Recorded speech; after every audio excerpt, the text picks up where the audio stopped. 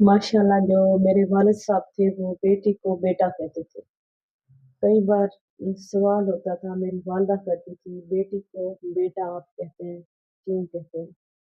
क्योंकि मेरे वालिद अल्लाह उनको जन्नत में आला मकाम अता फरमाए, आमीन। तो वो कहते थे जब तक बेटी मेरे घर है ना तब तक ये बेटा है, शादी हो जाएगी तब ये बेटी बनेगी, जब किसी की हो जाएगी तो।